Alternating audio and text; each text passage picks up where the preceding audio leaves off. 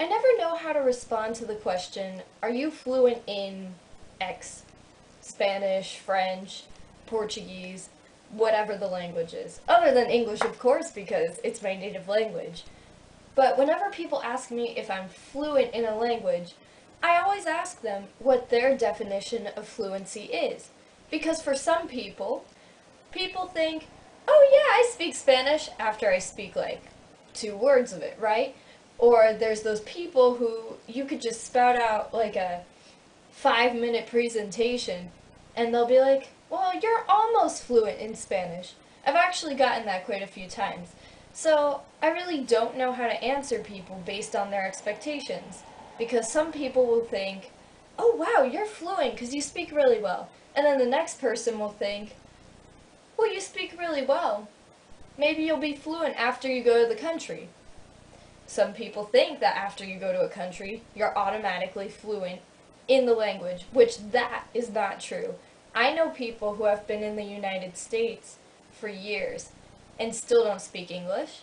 And I know people who have gone abroad, myself included, and have spoken English while they were abroad. But yes, I did speak Spanish and French while I was abroad. So, anyway, the dreaded question of what is fluency? I always ask people what their definition of fluency is. Because for me, it's pretty simple. My goal when I learn a language is just to speak it. I just want to communicate with people and talk like I'm speaking to you guys right now. So if I feel that I could have a conversation with someone about everyday things like what I did today, what I ate with my friends the other day, or what movie I watched, or what was my favorite place that I visited while I was abroad, then I'm pretty content. I don't need to know every word in the dictionary, which is ridiculous because I don't even know every word in the dictionary in English. I'm still learning new words in English and Spanish and any of the other languages that I'm learning. But I won't say that I'm fluent after just being able to say, hi, how are you? My name is blah blah blah blah blah. For me, I'm just content being able to talk to another person. So if you were to ask me what my definition of fluency is, I would equate it to being conversational. I know that there's tests you could take. I've taken an oral language proficiency exam, and the highest level you could get is superior, and what that means is being able to talk about abstract concepts in that language, and pretty much being able to hold your own argument in that language. And I think even as a native speaker, I wouldn't be able to do that in English if I had to take that test. So to me, just being able to talk to someone is good enough for me.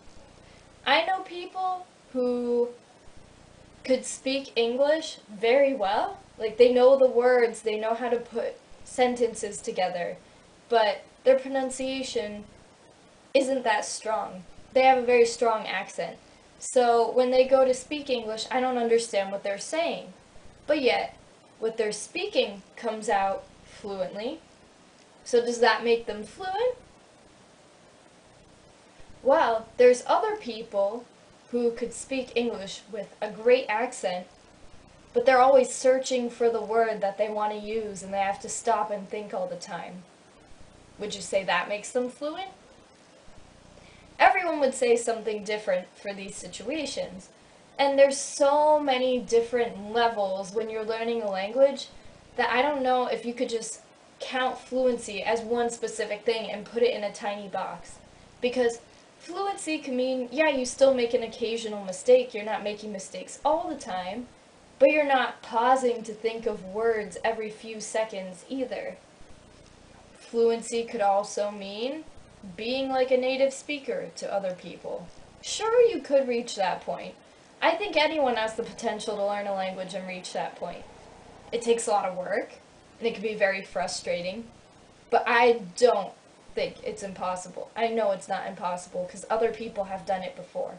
Another thing that I do if people are asking me if I'm fluent in another language is if they're a native speaker of the language that they're asking me if I'm fluent in. So if I'm speaking to a French speaker, a native French speaker, and they're like, oh, are you fluent in French? I say, well, speak to me in French and you can tell me yourself. I like to go by what native speakers of the language say. So if someone says, "Oh, I think you're fluent in this language," then I'll take their word for it, as long as I know I can trust the person and that they're not just trying to be nice to me. So, my question is, what's fluency to you guys? For me, just being conversational. However, I won't go around telling people that because some people don't agree with me, so I go by their definition. What's yours? Because you can't just go by one definition, like I said before.